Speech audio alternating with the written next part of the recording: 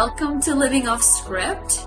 This is the podcast where people who are paving their own way are interviewed and they talk about the amazing stories that make them authentic and true to themselves. And I have my dear friend and just amazing human, Montana Miller, here for the second time at Living Off Script, doing a second episode with yet another very impressive story of hers and journey that she's currently going through. So, Montana, I'm so impressed by you. I'm just kind of in awe of the things that you lean into that for most people are terrifying. And I want to start by just maybe speaking a little bit about our previous episode where we talked about your passion for flying.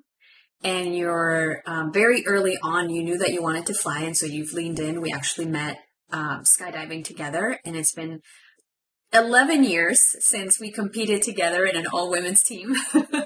So we can talk a little bit about that. But you also do other extreme sports that you can mention again.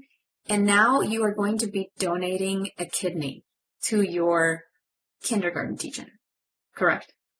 5th and 6th grade teacher. Well, welcome. Again, welcome. I just wanted to give that intro because you deserve, all of the kudos. And yeah, if you want to start by just giving us an update of where you're at in life as far as like your sports and things that you're leaning into. And then we're going to focus a little bit more on this journey that you're going through, that you will be having your surgery next week. A week from today. From today. Oh my yeah. gosh. All right. Well, yes. How are you feeling? Oh my gosh.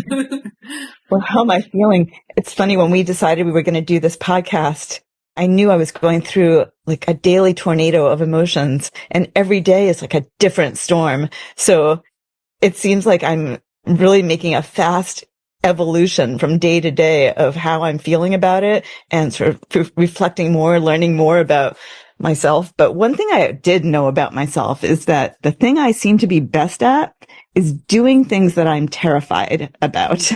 I'm very good at doing scary things where I have to focus, put the fear next to me instead of in front of me, and just go through with it. And all of the extreme sports I do are the kind of things where you can't like change your mind as you're about to do it. Yeah. You're not changing. I was right. I was a professional high diver. Of course, we were skydivers together. I was a flying trapeze artist. You don't change your mind midway through a swing out to do a complicated trick. I'm currently competing as a skeleton athlete. I started doing that 3 years ago, and I've been training in Canada at Whistler. And this year I trained at Park City with the U.S. team. And I'm making good progress with that and hoping to get to the World Cup level. It's a really long shot because of my age, but we'll see. So I do all these really scary sports. I'm always scared. I'm definitely not a fearless person. Right. And I'm certainly feeling a lot of fear about this surgery. However, I knew from the moment that it occurred to me to do this that I had to do it.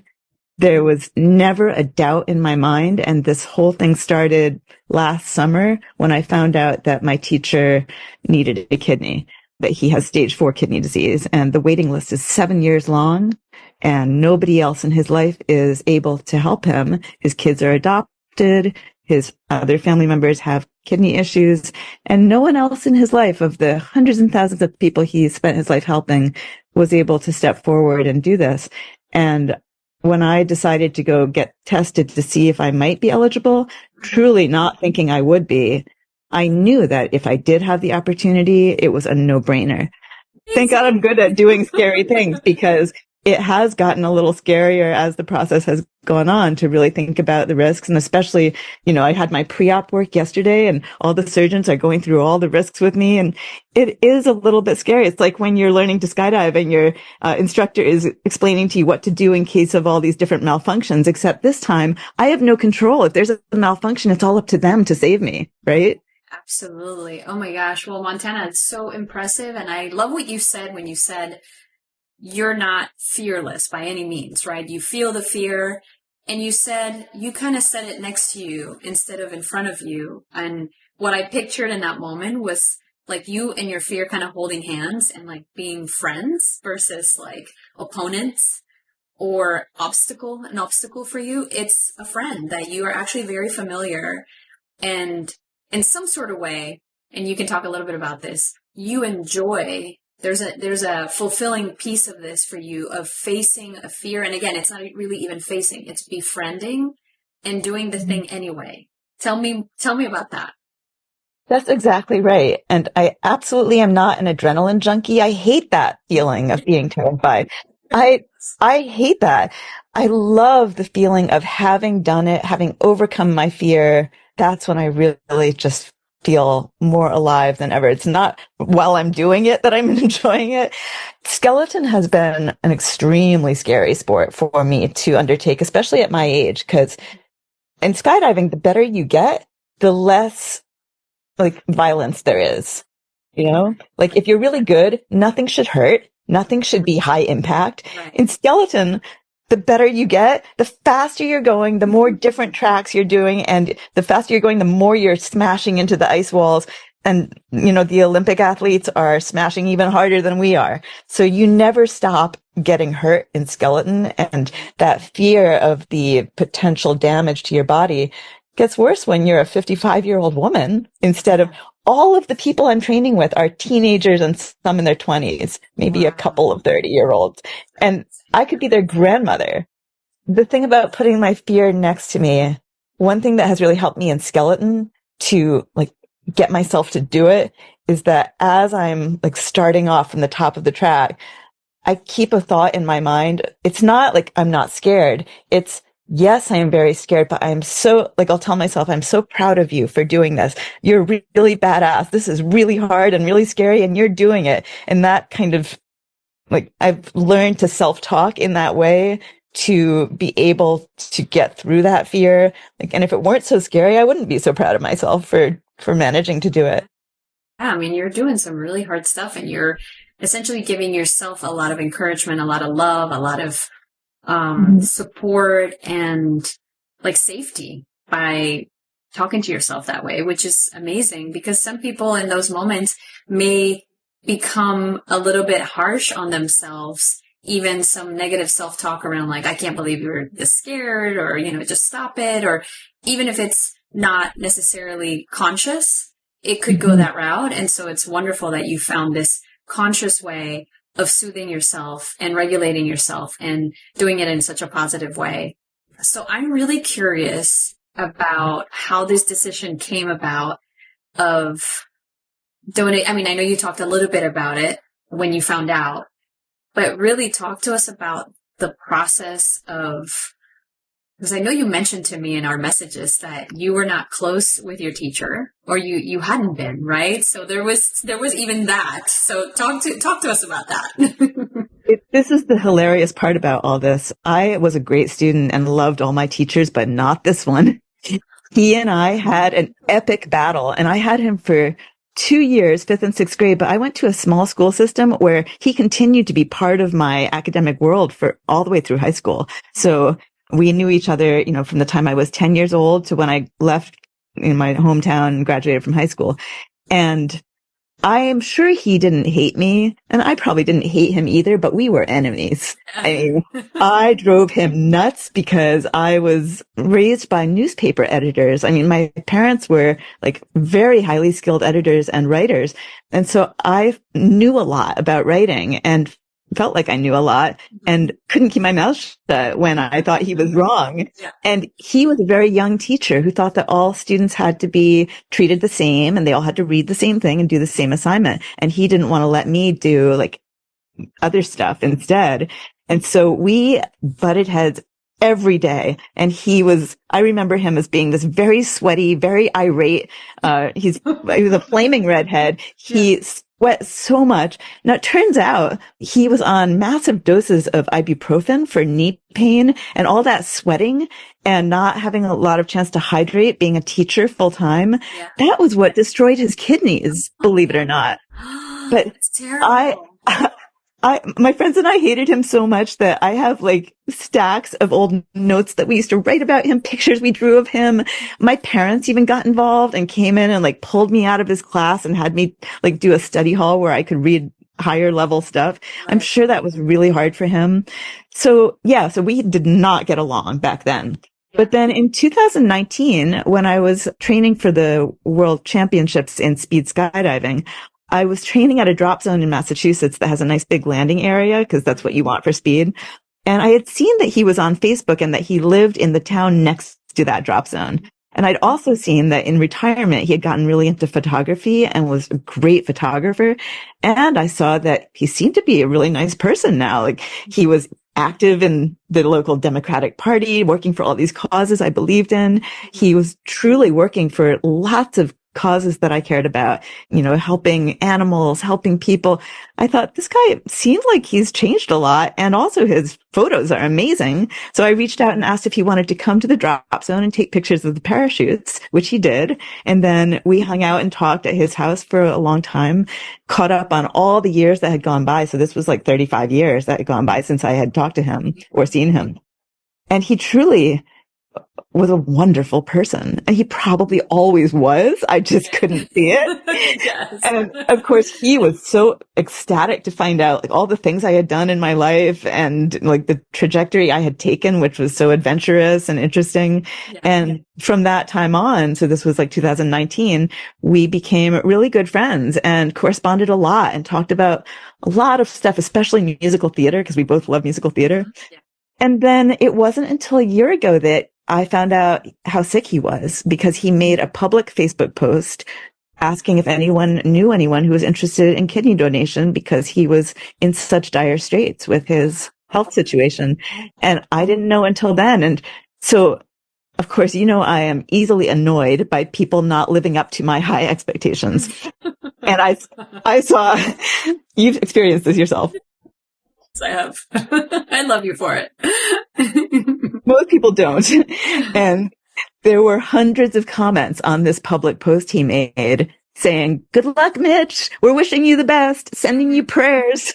And I got so pissed off. Like, Right. I actually commented, "Why is everybody sending you prayers and good luck wishes, and nobody is asking how they would find out if they were eligible to help you?" And of course, he immediately responded to my comment and said, "Montana, it's okay. I appreciate the prayers. They're very helpful. People do what they can. You know, like everyone is doing the best they can." So he's such a tolerant, kind, patient person. I am not at all. But I sure felt like a jerk, you know, because I had just like called out all these people that for whatever reason weren't willing to step up. And then I thought, well, I'm sure that I'm not eligible because I didn't even think I was the right blood type. I thought I'm going to be a hypocrite if I don't go find out for sure. And so that's how I started that process. So to my amazement, turned out I'm type O. I didn't even know that. I'm a universal donor. So I'm able to. And then I went and did the whole battery of kidney function tests. Again, like for many, many years, I've been driving my body to extremes in all kinds of ways. I mean, at least I haven't taken drugs, but I've done pretty much everything else. And I did not think that I was going to have healthy organs. I was shocked to find out that I have super kidneys, apparently. They function fantastically well. That's Who knew? great. Yeah. And then even more miraculous, it turned out once I did all the intensive, like the week of testing up at his clinic, turned out that we're tissue compatible, which is very unusual for people who aren't related. Very, very rare. Yeah, that is like fascinating. And I just find it to be such a beautiful story of friendship and of generosity in your part. I mean, it's not like you're giving him, I don't know, a box of chocolates, you know, it's like you're giving him like, one of the most amazing gifts anybody can give somebody else. I mean, it's so personal. It's so risky. I mean, there is risk for you. It's inconvenient. I know you're going to do amazing, but it's been, oh my God, Leslie, it's been like another full-time job doing all this testing because they did find a tiny little calcification in one of my kidneys that they had to make sure wasn't going to be an issue. And because of that, I had to do several more months of urine collecting. And at this point, I was training in Park City in Utah at the skeleton track, carrying gallon jugs of urine around with me as I collected all my urine over like periods of 24 hours, multiple times, FedExing off samples to the lab from Salt Lake City. It's just been like quite a big effort. But I want to talk about like this whole idea that, oh, I'm like doing something so generous. I suspect that many donors have reasons that they want to donate that are not completely altruistic, that there's a benefit that we hope to get from it as well. And I think, from what I've read, there are lots of people who do it hoping that it will make them feel better about their lives. So a lot of what I've been going through in this last month is like a lot of really difficult confronting of my own feelings about my life. Am I doing this to feel better about myself as a person? Or am I doing it to sort of rectify some of the wounds that I've felt I've had in life that, are so painful that it's really hard to talk about on a public podcast. But in ways that I felt like I've given everything I had and maybe not been appreciated or been rejected, this is maybe a way to do that again. I don't know. But another thing about this is that I've always felt like I had a gift of very extraordinary physical abilities that it was my responsibility to use to their fullest extent. Like the fact that I'm really good at being up very high. I'm really good at overcoming fear. I'm really strong in my arms. Like the things that I am able to do physically, they're specific things, but I'm so good at them. And then I've tried to use them and often felt like I was stymied or like ran into roadblocks and didn't achieve my potential. So when I found out that I had super kidneys and that I didn't actually have any of the factors that would have made me ineligible, like I'm lucky enough at this moment in my life to be healthy enough to be a approved candidate. I really didn't think that that was going to happen. But when it did happen, I thought, this is an example of being given a gift. I'm so lucky that my body right now is this healthy, healthier than I thought it was. And now I have a chance to use that gift to its fullest potential in a way that honestly, every single thing that I've tried to do in my life with my physical gifts, I have not reached that goal. I haven't reached my potential. And if this works, if I'm able to save his life and extend it maybe 10, 15 years, this will be the first time that I've actually triumphed and achieved what I've spent my whole life trying to do, which is use my physical gifts to their full extent. Well, first of all, I have to say that it's so admirable that you are so honest about it because, a lot of people would just take the compliment or make it about the generosity and be like, yeah, I'm just super generous. And it doesn't take away your generosity. I mean, there's still generosity in all of it.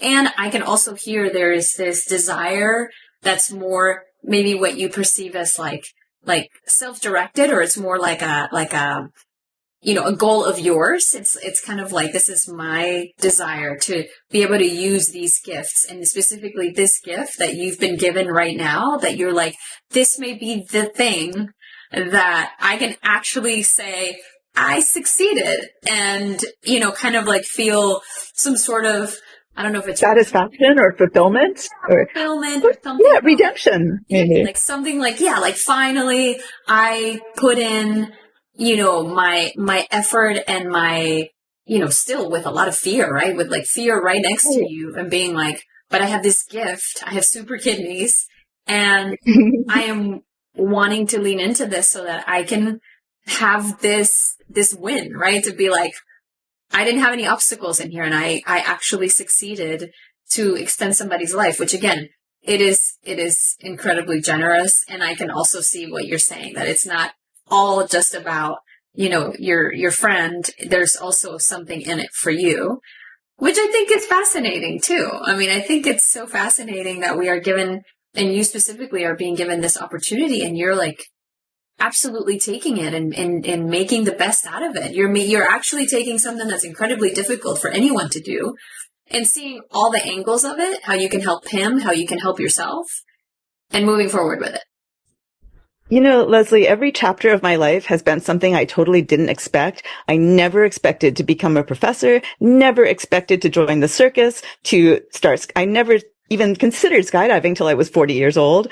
Didn't see skeleton coming at all. That was just a total like, whoa, what is that? I think I'll try it. And this also just came out of the blue. I'd never thought about donating I mean, of course I have an organ donor thing on my license, like if I died, but never thought about but donating. Really think about it in real life, like donating.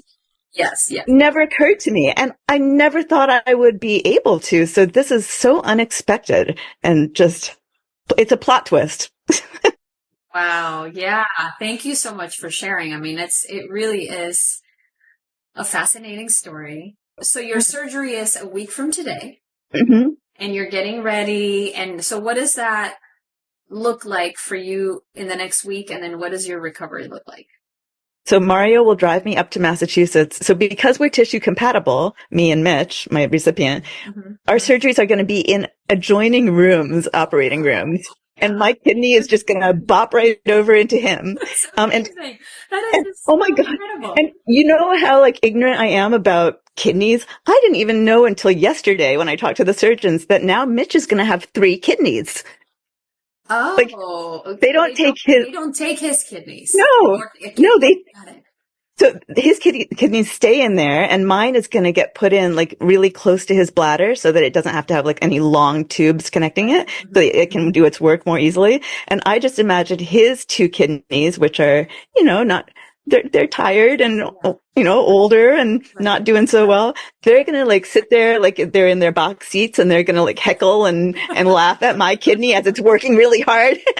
Oh my God, it's so great. I want you to make a cartoon about that. They're going to be like the Statler and Waldorf of kidneys. So we'll have the surgery at the same time. I guess it's like a 5 or 6 hour long surgery.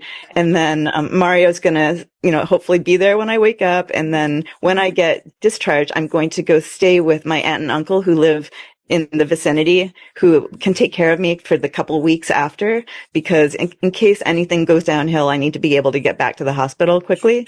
And after that 2 weeks, I'll come back down to New York. It's a 3-month period of not doing any training, sports, not lifting anything, probably about a month of not driving. So it's a pretty intensive recovery, but from what I've heard, it's really different for everyone. So potentially I'll heal faster than the norm, but you never know. I mean, we don't know how the surgery will go, how much they're going to have to, push around and cut up. I don't know. Surgeons keep wanting to tell me a lot of details that I might not want to know. Right. No, absolutely. Well, that's amazing. I mean, even again, thinking about the recovery process, 3 months is a long time. And especially for you being so athletic and so active, I know that's got to be something that's very challenging. Well, you know what? It really helps that I've been an athlete my whole life. I've had injuries. I know that when you're recovering from an injury, it feels like forever. But then the next year, when you're healed and you're back at it, you look back on it and think, oh, that was just a little minor blip. It wasn't really that long. Yeah. So I do worry that after 3 months of really not doing anything strenuous, how long will it take me to get back in shape, especially now that I'm older? But I think I'll be able to do it because I will be motivated. I mean, I got to get back on that skeleton track. I don't have forever to get to the World Cup. Yeah, no, and you've been an athlete. I mean, muscle memory is a thing. Your body will kind of remember, very quickly. And I know that you're going to be out there and doing your thing very, very fast. And oh my gosh, I'm really looking forward to. I would love to do a follow up with you when when you're ready, when you feel settled, after your recovery, just to learn more about the process and what you learned. Tell you how it went. Feeling and how it went. So, but yeah, thank you so much for the time today. I know that the listeners are going to be just fascinated, and we may get some questions. So if there are questions out there, I will definitely direct them over. Can I say one more thing, which is that one of the hardest things about this whole thing was that I was I didn't want to tell anyone and then have it be a letdown if it didn't happen. And I really didn't think it would happen. So the only person that really knew this whole year was Mario, because I wouldn't have done Mario, my partner, if he wasn't supportive, I wouldn't have even considered it, started the process. Yeah. So he knew, and maybe a couple other people, but almost everyone in my life did not know until the kidney team actually approved me. And then I had like a few weeks to tell everyone, and I wanted to tell them personally. And it's been like a huge exhausting thing to try to tell everyone. And you were one of the people that I reached out to tell personally. But now that it's a week out, I'm preparing some kind of Facebook post. I'm going to be very public about it, because think about it. If Mitch hadn't made that public post that reached hundreds and thousands of people, I never would have known he needed a kidney. And there's a dire need for them. So I feel like at this point, this is not private. It's public. You can, I mean, this otherwise wouldn't be doing your podcast, but it's definitely the first time in my life I've had a big medical thing going on that I wanted everyone to know about instead of wanting nobody to know about it. Yeah, absolutely. And so I will definitely take that into consideration as well. And of course, when this is, ready and edited, we're going to share it out into the world. And of course, if you want to use it with your posts and put it out there, I think that it brings a lot of awareness for something, like you said, that's really needed. And it's good news. It's like we have so much stuff going on in our world that something like this, I have to like commend you, and just I'm very grateful for you, because you are actually bringing something so positive into the world, and just doing something that's, whatever the reasons are, it will bring so many smiles to so many people's faces to be like, wow, this is just amazing. The whole story and everything. So, well, I don't spend most of my life out there doing good deeds, but you know who does? Mitch. Yeah. And if I can save his life, he's going to go out and continue to help people. I mean, he's going to do so much good in the world if he's allowed to stick around. That's so lovely, Montana. Well, again, I am so grateful for you, and like very impressed with what you're doing. And I am sending all the positive vibes, the positive energy. I know, you are healthy. You are so strong. You're going to have a superb experience, especially, being the athlete that you are, and the mindset that you have, and the fact that you look at fear right in the face and you go, come here, we're going to hold hands. Yeah. Oh my God, I love that. Strong women. Leslie, there's so much cute kidney donor swag online. I can't stop shopping. I love that. That is amazing. That is so you. Oh, I love it. Well, thank you again, Montana. I so appreciate you being on here. And for our listeners, I hope you enjoyed. We will be back with a third episode to follow up with Montana when she's done with this amazing journey. And thank you again. This is Living Off Script, and we'll talk to you soon. All right.